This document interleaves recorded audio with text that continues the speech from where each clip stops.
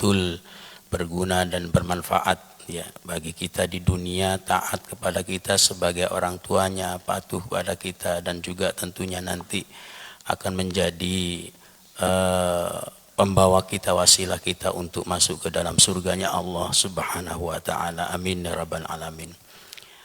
Salawatullah wassalamuhu. Mari kita selalu haturkan keharibaan junjungan Nabi besar kita, Nabiina wa syafi'ina wa rasulina Sayyidina Muhammad ibn Abdillah sallallahu alaihi wasallam wa ala alihi wa ashabihi beserta keluarganya, para sahabatnya, tabi'innya, tabi'innya, dan juga umat akhir zamannya seperti kita saat ini. Mudah-mudahan sekalipun kita hidup di akhir zaman menjadi umat Nabi Muhammad SAW, semoga Rasulullah akan mengenal kita dan mengakui kita sebagai umatnya, dan tentunya Rasulullah memohonkan kepada Allah Subhanahu wa taala agar Allah memberikan syafaat pada kita ini, syafaat Rasulullah untuk menjadi pembuka pintu surganya Allah Subhanahu wa taala, sehingga kita nanti duduk bersimpuh di dalam surganya Allah dengan kanjeng Nabi kita Muhammad sallallahu alaihi wasallam. Amin ya rabbal alamin. Bapak Ibu hadirin hadirat jamaah salat subuh yang dirahmati oleh Allah Subhanahu wa taala, pagi ini kita kembali untuk melanjutkan ngaji kita. Duduk bersama di sini mendengarkan pengajian rutin yaitu kitab Nashul Ibad. Mudah-mudahan betul-betul menjadi nasihat bagi kita semua sebagai hamba Allah, dan semoga juga kehambaan kita oleh Allah diakui ya, tidak hanya sekedar pengakuan kita sebagai hambanya Allah, tetapi mudah-mudahan kehambaan kita ini, pengabdian kita, penyembahan kita pada Allah SWT, segala apapun kebaikan yang kita kerjakan karena Allah Subhanahu wa taala itu diakui dan diterima oleh Allah Subhanahu wa taala. Dan mari kita berdoa kepada Allah agar ilmu yang tersampaikan di pagi hari ini akan menjadi ilmu yang bermanfaat nantinya. Allahumma rabbana anfa'na bima 'allamtana, rabbi 'allimna ladzi yanfa'una, rabbi faqihna wa faqih lana wa qarabati lana fi dinina. Bapak Ibu yang kami hormati, melanjutkan ngaji kita pada pagi hari ini masih dalam kelanjutan makalah yang keempat. Bismillahirrahmanirrahim. Qala al-mu'arrifu rahimahullahu ta'ala wa nafa'ana bihi wa bi'ulumi wa bi'ulumi masyayikhi amin. Bismillahirrahmanirrahim. Izzud dunya bil mali wa izzul akhirati bisalihil a'mal. Kemuliaan, terhormatnya dunia ini dengan harta. Wa izzul akhirati bisalihil a'mal, dan kemuliaan akhirat, terhormatnya, termulianya, agungnya akhirat itu dengan amal baik. Ya. Jadi kata di sini bahwa kemuliaan dunia, terhormatnya dunia itu dengan harta. Bagaimanapun kita hidup di dunia ini pasti membutuhkan harta. Karena segala urusan-urusan dunia kita ini bisa terjalani, bisa terselesaikan dengan harta. Ya. Dan amal baik kita yang kita kerjakan, yang kita istiqomahkan di dalam kehidupan kita ini di setiap saatnya, ini menjadi pengangkat derajat kita nanti di akhirat. Jadi semuanya sama-sama butuh. Dunia kita ya butuh karena kita masih hidup di dunia ini, di muka bumi ini. Amal baiknya pun juga apanya lagi. Karena kita tidak hanya berhenti perjalanan hidup ini hanya di dunia saja. Tetapi justru dunia ini menjadi tangga awal kita untuk menuju kehidupan akhirat. Ya, sehingga keduanya sama-sama butuh bekal. Cuman bekalnya berbeda antara dalam kehidupan dunia dan juga kehidupan akhirat. Kalau di dalam kehidupan dunia ini bekalnya kita butuhnya itu berupa materi. Segala apapun yang bentuknya materi, harta benda kita, itulah nanti yang akan menjadi bekal di dalam kehidupan dunia. Di akhirat kelak nanti sudah tidak lagi kita butuh materi. Sudah tidak lagi kita butuh harta, sudah tidak lagi kita butuh uang, sudah tidak lagi kita butuh segala apapun yang kita punya dalam kehidupan dunia ini, baik jabatan, kekuasaan, harta dan segalanya. Yang kita butuhkan nanti di akhirat hanyalah amal baik. Sehingga keseimbangan kita dalam menjalani hidup itulah yang dibutuhkan. Ya, kita tidak meninggalkan dunia secara serta-merta, secara mutlak. Kita pun juga tidak melalaikan akan kebutuhan kita nanti di akhirat untuk memperbanyak amal. Karena kata di sini bahwa izzud dunya bil mal wa izzul akhirati bisalihil a'mal. Kemuliaan, keagungan, terhormatnya dunia itu dengan harta, dan juga kemuliaan akhirat dengan kesolehan amal. Ya. Aifala nataqwa umurad dunya wala tuslihu illa bil amwal.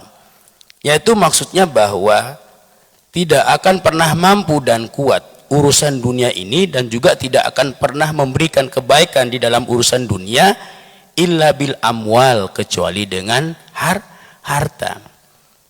Jadi Bapak Ibu jamaah salat subuh yang dirahmati oleh Allah, yang dimaksudkan makalah di dalam makalah ini, dalam kitab ini, izzud dunya bil mal, kemuliaan dunia itu dengan harta, dan wa'izzul akhirati bisalihil a'mal, serta kemuliaan akhirat itu dengan amal yang baik, dengan kesalahan amal. Itu maksudnya bahwa kalau dalam urusan dunia kita tidak akan pernah mampu, kita tidak akan pernah bisa untuk menjalaninya dengan baik, untuk menyelesaikan segala urusan kita dalam urusan dunia, illa bil amwal, kecuali dengan harta. Ya, apapun itu, pokoknya kalau dalam urusan dunia yang dibutuhkan itu adalah harta benda, apapun itu kan ya, terutama ya uang kan ya.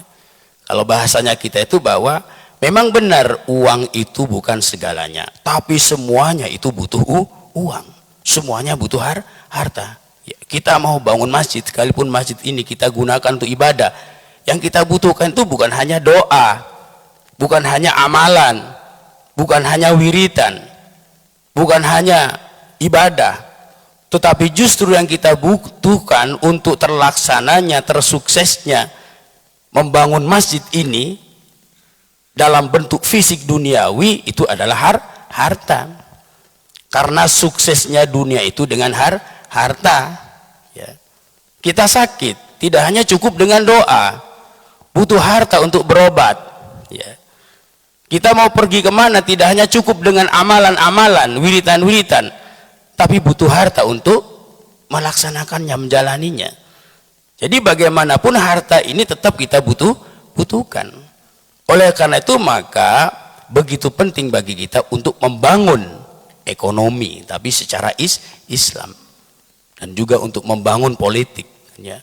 Karena ekonomi, sistem ekonomi secara Islam dan juga politik secara Islam itu arahannya ya, ataupun pencapaiannya itu jelas dan juga tegas ya. Jadi memang dibutuhkan kan ya pengusaha-pengusaha ataupun pakar-pakar di dalam ekonomi untuk menghidupkan ekonomi Islam. Makanya juga cara untuk menghidupkan ekonomi Islam itu dibutuhkan setiap tempat-tempat seperti masjid ini. Sangat baik sekali kalau di situ di dalamnya ditopang juga dengan adanya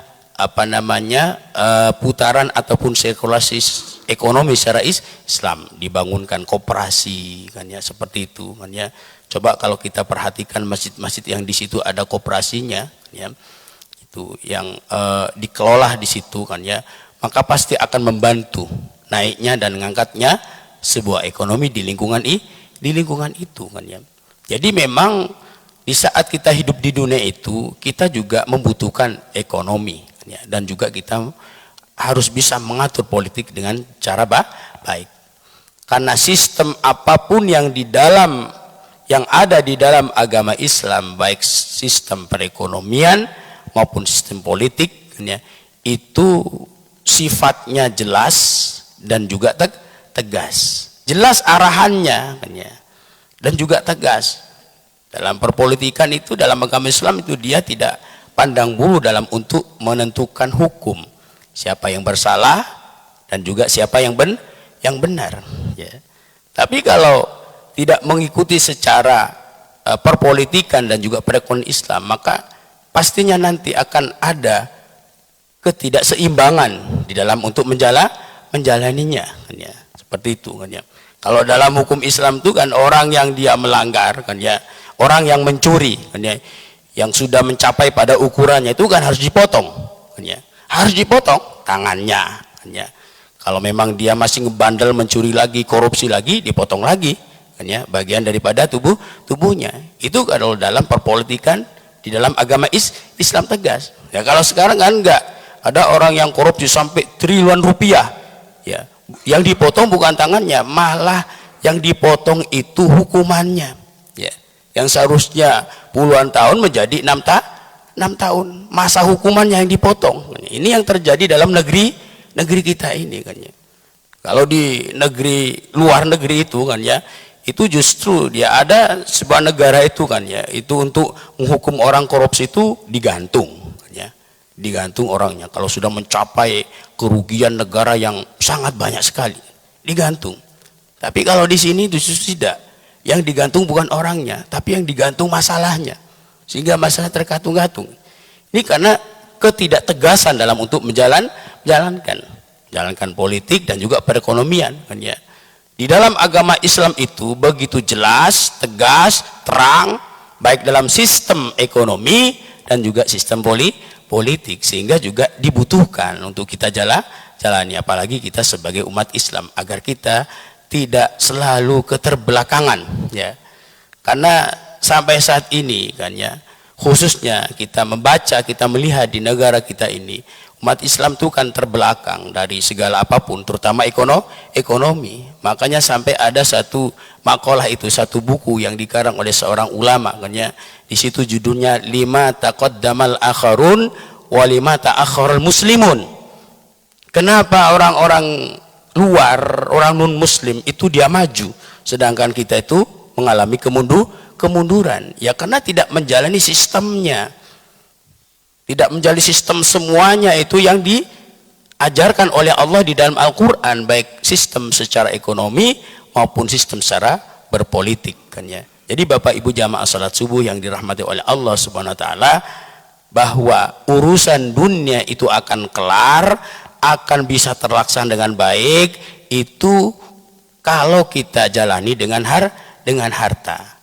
Dan dunia tidak akan pernah mampu, tidak akan pernah kuat untuk kita jalaninya illa bil amwal, kecuali dengan harta. Jadi intinya bagaimanapun harta ini sangat dibutuhkan dalam kehidupan kita untuk mensukseskan, untuk bisa menyelesaikan, menjalani roda kehidupan kita ini. Yang dibutuhkan adalah harta. Semuanya itu membutuhkan harta di dalam kehidupan kita ini. Kemudian wala tataqwa umurul akhirati wala tuslihu illa bil a'malis salihah. Begitu juga, maka tidak akan pernah mampu kita ini dalam untuk melakukan urusan akhirat dan memperbaikinya kecuali dengan amal yang baik. Kalau dalam urusan dunia terlaksananya, tercapainya itu dengan harta, tapi kalau dalam urusan akhirat, apapun itu nanti keselamatan kita di akhirat, baik itu keselamatan kita di alam barzah, di alam kubur, maupun nanti di akhirat ketika kita sudah dikumpulkan oleh Allah di padang mahsyar, ini terlaksananya, tercapainya, terselamatkannya, tersuksesnya itu dengan amal baik, ya. Kalau dalam urusan dunia terlaksananya itu dengan harta, kalau dalam urusan akhirat terlaksana itu dengan amal baik. Karena yang dibutuhkan kita nanti di akhirat itu tidak lagi dunia, tetapi amal baik kita dan ibadah kita yang kita kerjakan selama hidup di dunia. Itulah sesuai dengan doa yang kita minta pada Allah, yang Allah ajarkan di dalam Al-Quran. Rabbana atina fid dunya hasanah wa fil akhirati hasanah wa qina adzabannar. Memohon kepada Allah agar Allah terus memberikan pada kita kebaikan-kebaikan di dunia, apapun itu, kesuksesan kita di dunia, dan juga kita memohon kepada Allah agar Allah memberikan pada kita kebaikan-kebaikan di akhirat, bahagia di dunia, sukses di dunia, kaya raya di dunia dan di akhirat nanti kita selamat serta masuk surga. Kan itu yang Allah ajarkan pada kita dan yang kita minta setiap saatnya, setiap harinya. Harapan kita seperti itu. Sekalipun toh kita nanti menjadi ahlu surganya Allah, tapi kita juga di dunia ini butuh menjadi orang yang bahagia. Bahagianya kita di dunia ini yang menjadi tumpuan utamanya itu adalah harta. Dengan harta orang pun juga bisa tercipta kebahagiaan. Dengan harta orang itu dia bisa terpenuhi segala kebutuhannya. Kalau sudah terpenuhi segala kebutuhannya, maka insya Allah orang itu akan mendapatkan kebahagiaan di dalam hidup. Ya, oleh karena itu maka dunia pun juga tidak bisa tinggalkan selain kita juga tidak melalaikan dalam urusan akhirat. Bapak Ibu jamaah salat subuh yang dirahmati oleh Allah SWT. Kemudian berikutnya al-maqalatul khamisatu, maqalah yang kelima. An Utsman radhiyallahu anhu, dari sahabat Utsman radhiyallahu anhu, mudah-mudahan Allah meridai atasnya. Hammud dunya zulmatun fil qalbi wa hammul akhirati nurun fil qalbi. Susah, sedih kita dalam urusan dunia itu kegelapan di dalam hati. Jadi Sayyidina Utsman ini memberikan nasihat kepada kita dengan sebuah makolahnya. Kata Sayyidina Utsman bahwa hammud dunya zulmatul fil qalbi. Kesusahan, kesedihan kita dalam urusan dunia ini menyebabkan zulmatun fil qalbi, gelapnya hati. Wa hammul akhirati nurun fil qalbi. Sebaliknya, susah dan sedihnya kita dalam urusan akhirat ini justru akan menjadi penerang, akan menjadi cahaya di dalam hati. Apa maksudnya itu? Bahwasanya susah dan sedihnya kita dalam urusan dunia ini akan menjadi gelapnya hati, dan begitu juga susah dan sedihnya kita dalam urusan akhirat ini akan menjadi penerang hati. Ay al-hazanu fil umuri al-muta'alliqati bid dunya sara mudliman fil qalbi. Maksudnya bahwa kesedihan kita atau susahnya kita di dalam urusan-urusan yang ada hubungannya dengan dunia, itulah nanti yang akan menyebabkan zulman fil qalbi, gelapnya kita di dalam hati. Jadi sedihnya kita dalam urusan dunia ini akan menyebabkan hati ini gelap. Kehilangan motor sedih kan ya, kemudian kehilangan pekerjaan sedih ya, kehilangan harta sedih, kehilangan jabatan sedih. Kesedihan seperti itu dalam urusan dunia ini akan menyebabkan seseorang itu hatinya gelap. Yang seharusnya kita dalam urusan dunia itu betul-betul ridho, betul-betul rela apa yang menjadi ketentuan pada kita dari Allah Subhanahu wa taala. Baik Allah memberikan kepada kita, kita syukuri, maupun Allah memberikan musibah pada kita, kita sabari. Tidak hanya kita itu hanya pandai bersyukur pada Allah atas segala nikmat yang Allah berikan. Saat itu Allah memberikan kita mungkin pekerjaan yang baru, kita senang, bangga, bersyukur kan ya. Bahkan di dalam satu ayat tadi yang dibaca oleh imam kan ya, bahwa manusia itu ketika diberikan kemuliaan oleh Allah, diberikan rizki kan ya, dia sangat senang dan bangga, bahkan mengatakan bahwa Allah telah memuliakan aku. Jadi ternyata kebanyakan manusia itu hanya mampu untuk mensyukuri nikmat yang Allah berikan. Tapi di saat Allah memberikan ujian, di saat Allah memberikan musibah, di saat Allah menimpakan kesedihan, kesusahan kepada dirinya, dia tidak pernah mampu, tidak bisa dan sanggup untuk bersabar. Bahkan mengeluh di dalam hatinya, hussuudzon kepada Allah, ya, buruk sangka kepada Allah. Allah telah menghinaku. Ya. Inilah yang tidak diinginkan. Ya. Jadi orang yang terlalu bersedih dalam urusan dunia ini akan menyebabkan hatinya gelap.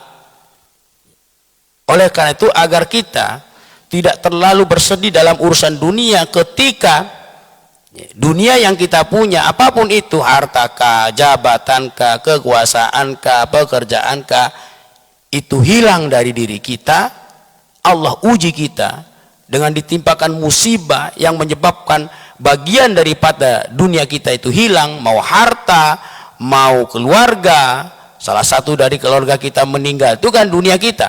Pokoknya segala apapun yang kita punya dalam hidup ini adalah dunia kita. Kekuasaan, pekerjaan, jabatan, keluarga, istri, pasangan, suami, anak, harta, segalanya. Apapun yang kita punya dalam hidup ini adalah dunia kita.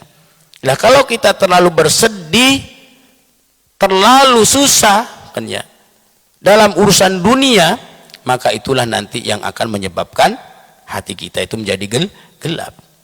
Yang seharusnya ketika kita mendapatkan kenikmatan dari Allah, kita membuka hati untuk bersyukur kepadanya, dan di saat Allah menimpakan kita kesusahan, musibah, apapun itu, kita juga harus bisa melapangkan dada, menerima akan hal itu, bersyukur atas nikmat yang Allah berikan pada kita, bersabar atas ujian yang Allah timpakan pada kita, agar kita bisa mengistiqomahkan, menstabilkan hati.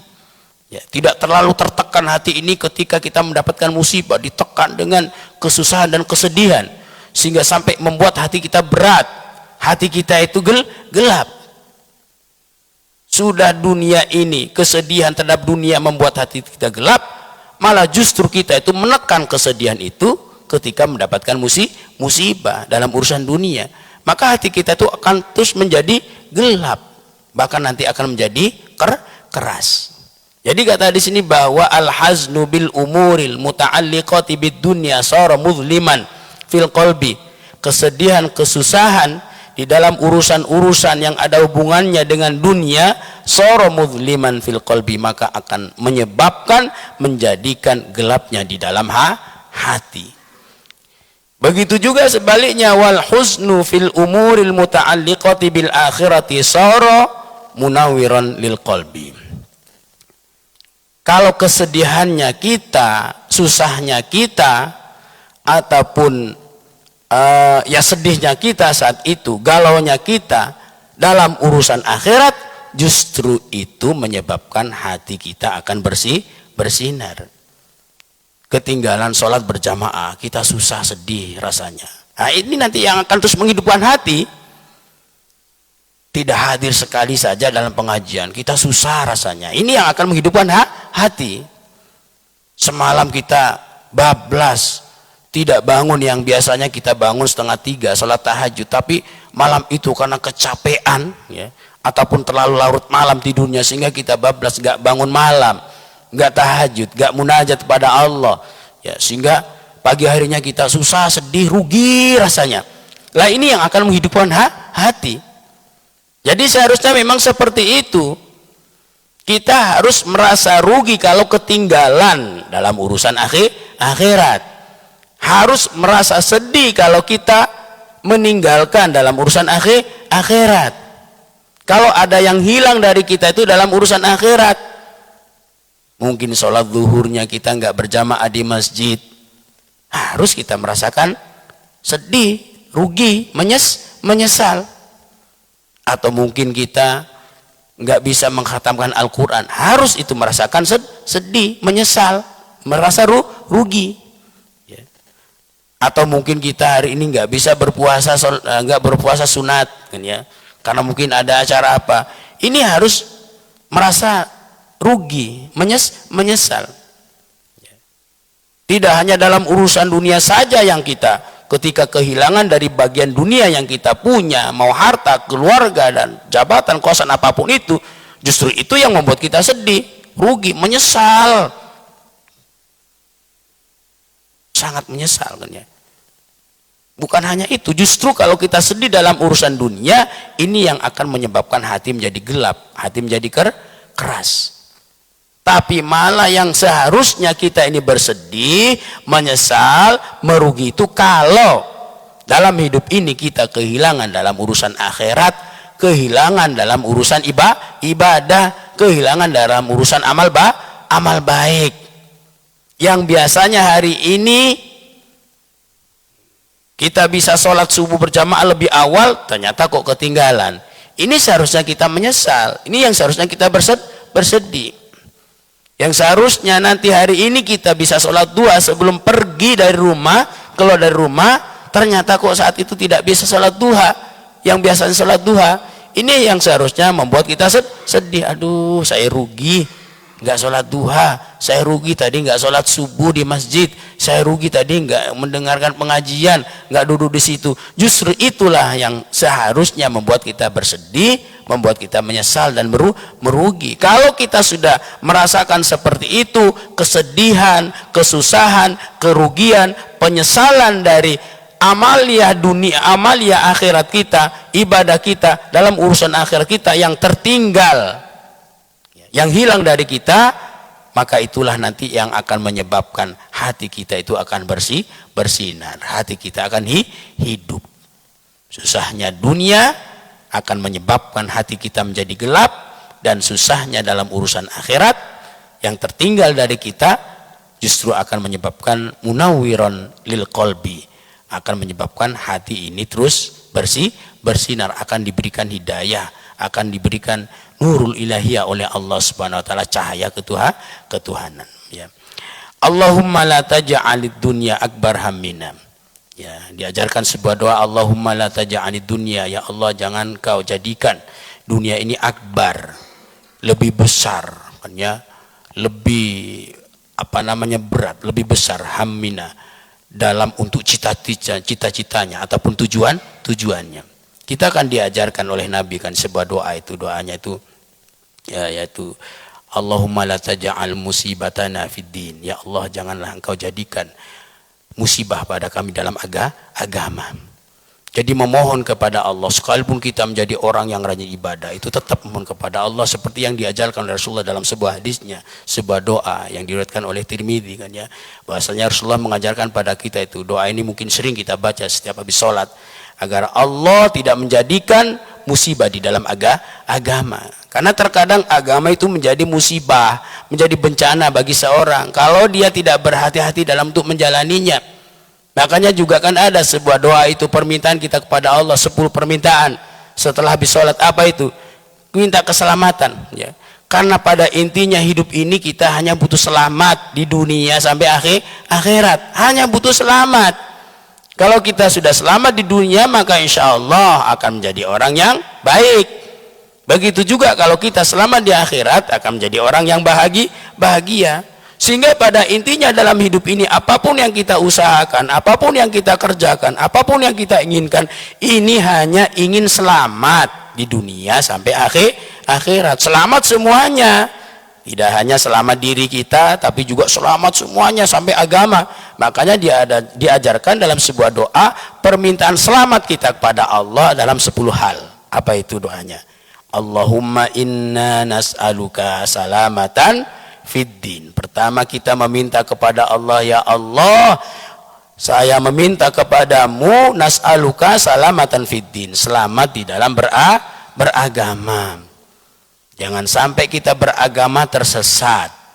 Jangan sampai kita beragama justru beragama yang meremehkan, sehingga akidah, ajaran syariat agama kita yang kita jalani itu tidak selamat. Harus berhati-hatilah kita dalam untuk beragama. Selain kita berhati-hati, usaha kita sendiri memohon kepada Allah agar Allah memberikan keselamatan kita pada agama. Allahumma inna nas'aluka salamatan fid din wa afiatan fil jasad. Dan juga memohon kepada Allah agar Allah terus memberikan kita afiah, kesehatan di dalam tubuh kita, jasad kita, badan kita. Kalau sudah afiah, sehat kan ya, tidak terganggu dengan segala macam penyakitnya, berarti itu mempunyai tubuh yang selamat. Selamat dari penyakit, selamat dari musibah, selamat dari bencana. Kan selamat yang kita butuhkan. So kalaupun kita banyak harta, tapi kalau sakit pun juga enggak bagus, enggak enak kan ya. Kita banyak harta tapi enggak selamat juga kurang baik. Makanya yang terpenting dalam hidup ini kita minta selamat di dalam beragama dan juga selamat di dalam diri kita. Nas'aluka afiatan fil badan. Meminta afiat, kesehatan kepada Allah di dalam badan tubuh kita, agar badan kita selalu sehat, hati kita selalu sehat, dan pikiran kita juga selalu sehat. Ini yang kedua, ya. Nas'aluka salamatan fid din wa afiatan fil jasad wa ziyadatan fil ilmi, dan juga memohon kepada Allah untuk tambahan ilmu, karena dengan ilmu orang akan selamat dari kebodohan, dengan ilmu orang akan selamat dari dibodohkannya orang lain, ya. Kita ini terkadang tertipu dalam urusan apapun tuh karena nggak tahu. Ada orang yang tertipu dengan bisnis, ya karena dia kebodohannya nggak tahu kalau orang itu dia mau menipu. Makanya memohon kepada Allah kan ya, agar Allah itu memberikan kita keselamatan di dalam agama, keselamatan dalam badan, kesehatannya, dan juga keselamatan tambahan daripada ilmu, ziyadatan fil ilmi. Tambahnya kita di dalam ilmu pengetahuan, baik pengetahuan ilmu agama maupun ilmu dunia, itu juga akan mengantarkan kita menjadi selamat, ya. Jadi terkadang ada orang yang dia merasa pintar tapi selalu tertipu terus, ya. Padahal dia sudah pernah ketipu orang, masih terulang lagi, berarti dia tuh nggak selamat, ya. Kenapa kok nggak selamat? Karena Allah nggak memberikan kelebihan ilmu, tambahan ilmu. Coba seandainya dia itu Allah berikan tambahan ilmu, pasti sebelum orang itu menipu pada kita, sebelum kita tertipu, mesti kita tahu kan ya, oh kayaknya orang ini nggak enak pandangannya, nggak enak lihatannya, ada kecurigaan dari kita itu bahwa orang itu akan menipu, kan ya. Seperti itu kan ya. Makanya penting bagi kita itu minta pada Allah dalam doa itu selamat dalam beragama, sehat dan selamat di dalam diri kita, dan juga ziyadatan fil ilmi wa barakatan fil rizki, yang kita minta setiap saatnya, setiap harinya, setiap habis sholat. Dan juga memohon, meminta kepada Allah agar Allah memberikan keberkahan di dalam rizki kita, harta kita, dunia kita. Kalau sudah diberkahi oleh Allah, maka insya Allah akan membuat kita selamat, ya. Harta itu, materi itu bukan hanya nominal banyak dan sedikitnya, tetapi berkahnya yang kita harapkan, yang kita inginkan.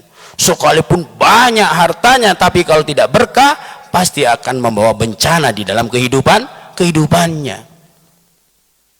Tapi sekalipun hartanya nggak terlalu banyak, sedikit saja, tapi berkah, itu yang akan terus memberikan kemanfaatan, kebaikan dalam hidup. Makanya memohon kepada Allah agar Allah memberikan kita rizki, barokah di dalam rizki. Wa taubatan qoblal maut, serta memohon kepada Allah agar kita bisa bertaubat, kesempatan bertaubat sebelum mati.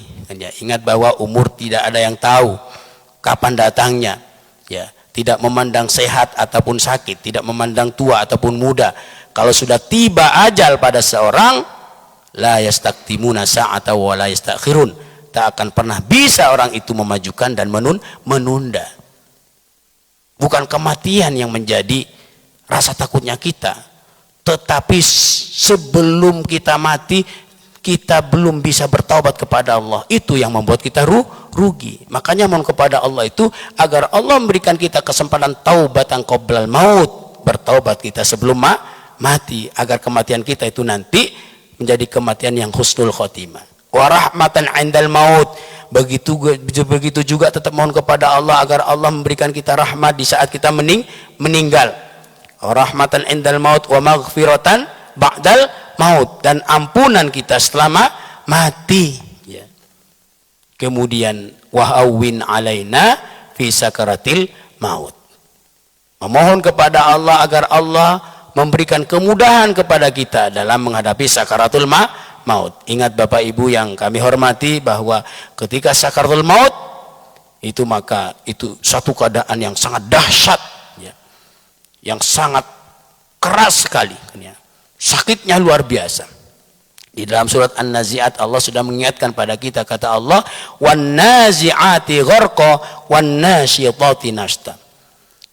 Demi malaikat ayatan zuul malaikatu, demi malaikat yang mencabut ruhnya orang-orang kafir bisyiddah, dengan keras. Jadi dicabutnya ruh dari tubuh seseorang itu begitu keras dan sakitnya, ya. Apalagi bagi orang-orang yang kafir. Wan nasyitati nashta, dan juga demi malaikat yang mencabut ruhnya orang-orang yang beriman itu dengan lembut. Sekalipun orang beriman dicabut ruhnya oleh Allah melalui malaikat pencabut ruh itu dengan lembut, tetapi tetap rasanya kita di saat merasakan sakaratul maut itu begitu kerasnya. Satu ketika Nabi Musa alaihissalam itu berjalan-jalan dan di suatu tempat beliau itu berhenti di sebuah tempat yang di situ ada kuburan. Nabi Musa itu adalah seorang nabi yang bisa berbicara dengan orang mati, bisa menghidupkan orang mati. Jadi dengan mujizat yang Allah berikan padanya saat itu Nabi Musa bisa berbicara dengan orang mati. Satu hari Nabi Musa berjalan-jalan, kemudian dia berhenti di sebuah tempat yang di situ ada kuburan, dan dengan izin Allah Nabi Musa bisa berkomunikasi dengan orang yang sudah meninggal. Nabi Musa menanyakan pada orang itu, yang ditanyakan itu bukan keadaan dia di dalam alam kubur yang sudah lama, tetapi yang ditanyakan oleh Nabi Musa itu bagaimana keadaannya dulu di saat sakaratul maut.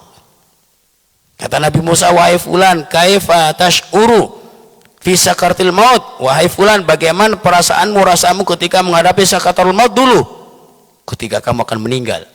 Kemudian orang itu menjawab, orang yang sudah mati itu, sampai sekarang Musa, wallahi demi Allah, saya masih merasakan sakitnya. Sekalipun di dalam alam kuburnya dia disiksa oleh Allah. Tapi yang lebih besar yang masih dirasakan saat itu ketika sakaratul maut. Karena di saat sakaratul maut itu memang itu begitu keras sekali. Begitu besar rasa sakitnya. Sehingga saat itu orang yang sudah berada di ambang antara kehidupan dunianya dengan akhiratnya, yang oleh Allah semuanya sudah sama-sama ditampakkan, sekalipun saat itu dia masih bisa melihat dunianya, keluarganya, anaknya, tapi sudah nggak ada respon lagi dalam dirinya, karena Allah pun juga di sisi lain menampakkan dia dalam kehidupan akhiratnya. Ketika sudah nyawa sampai tenggorokan, maka disitulah merasakan sakit yang luar biasa. Oleh karena itu sebelum kita menghadapi itu, dan pasti kita akan menghadapi itu, karena kata Allah dalam Quran, kullu nafsin dha'iqatul maut, semua yang bernafas itu pasti akan dha'iqah, merasakan mati. Di situ Allah tidak mengatakan kullu nafsin maut, setiap yang bernafas itu mati, tapi dha'iqah, merasakan, karena memang mati itu ada rasanya. Rasanya seperti apa, Pak? Dahsyat, sakit ketika dicabutnya ruh, mengalai daripada dicabutnya bulu kaki kita. Kalau kita mencabut bulu kaki, jempol kaki, itu sakitnya luar biasa. Ini dicabutnya ruh, dahsyat daripada itu, lebih parah daripada itu. Makanya memohon kepada Allah sebelum kita menghadapi itu, Allahumma hawwin alaina fi sakaratil maut, agar Allah memudahkan pada kita di saat sakaratul maut, wal afwa indal hisab, dan juga ampunan, pemaafan ketika dihisab. 10 permintaan kita kepada Allah, ya, setelah habis sholat yang diajarkan pada kita, semuanya minta selamat. Selamat di dalam beragama, selamat di dalam tubuh kita selalu sehat, selamat di dalam rizki kita diberkahi oleh Allah, selamat di dalam ilmu kita selalu Allah tambahi ilmu-ilmu, baik ilmu akhirat, ilmu agama maupun ilmu dunia. Kemudian selamat kita itu di saat sakaratul maut, selamat kita dalam kematiannya, minta rahmat kepada Allah di saat kematian, bertaubat sebelum kematian, dan ampunan setelah kematian dimudahkan oleh Allah di saat sakaratul maut, dan dimaafkan, diampuni oleh Allah indal hisab, di saat hisab. Semuanya itu adalah minta selamat. Jadi pada intinya kita hidup ini di dunia sampai di akhirat hanya minta selamat dari Allah Subhanahu wa ta'ala. Bapak Ibu jamaah sholat subuh yang dirahmati oleh Allah Subhanahu wa ta'ala, jadi pantas Rasulullah pun juga mengajarkan sebuah doa, kata Rasulullah, Allahumma la taj'al musibatana fid din, ya Allah janganlah engkau jadikan musibah pada kami dalam agama, wala taj'alid dunya akbar hammina, dan jangan engkau jadikan dunia ini lebih besar keinginannya, cita-citanya. Justru yang harus kita besarkan keinginan cita-cita itu dalam urusan akhirat, bukan dalam urusan dunia. Wala mablagha ilmina, dan jangan sampai ilmu itu juga mencapai akan itu cita-cita yang lebih tinggi. Wala tusallit alaina, ya, dan jangan sampai menguasakan Allah pada kita malam yarhamuna, orang yang tidak sayang pada kita. Kan itu doa yang diajarkan oleh Rasulullah Sallallahu Alaihi Wasallam. Kalau kita baca itu maka insya Allah Allah kabulkan, maka kita akan menjadi orang yang selamat dunia sampai akhirat. Wal maqalatus sadisatu wallahu alam bisawab. Ya, Bapak Ibu jamaah salat subuh yang dirahmati oleh Allah, ya mungkin sampai di sini saja untuk jumpa kita pada pagi hari ini sampai ke maqalah yang ke-6 hanya dari kitab Nasal Ibad. Semoga pagi hari ini akan menjadi waktu yang bisa menyelamatkan kita dunia sampai akhirat kelak nanti, dan mudah-mudahan kita betul-betul oleh Allah diberi keselamatan apapun itu di dunianya, segalanya diselamatkan oleh Allah sampai akhiratnya kita nanti, sehingga kita akan menjadi orang yang bahagia dunia sampai di akhirat sesuai dengan doa kita, yaitu doa yang Allah ajarkan pada kita, permintaan kebaikan dunia dan akhirat. Rabbana atina fid dunya hasanah wa fil akhirati hasanah wa qina adzabannar. Agar Allah memberikan pada kita banyak kebaikan di dunia dan juga banyak kebaikan di akhirat. Di dunia kita bahagia kaya raya, sukses dunianya, di akhirat kita nanti masuk surga. Amin ya rabbal alamin. Al-Fatihah. A'udzubillahi minasyaitonir rajim. Bismillahirrahmanirrahim. Alhamdulillahirabbil alamin. Ar-Rahmanir Rahim Maliki Yaumiddin. Iyyaka na'budu wa iyyaka nasta'in. Ihdinas siratal mustaqim. Siratal ladzina an'amta 'alaihim ghairil maghdubi 'alaihim waladdallin. Amin. Kini saja untuk ngaji kita pada pagi hari ini. Kami ucapkan terima kasih dan mohon maaf atas segala khilaf dan salahnya. Hadanallahu wa iyyakum ajma'in. Wassalamualaikum warahmatullahi wabarakatuh.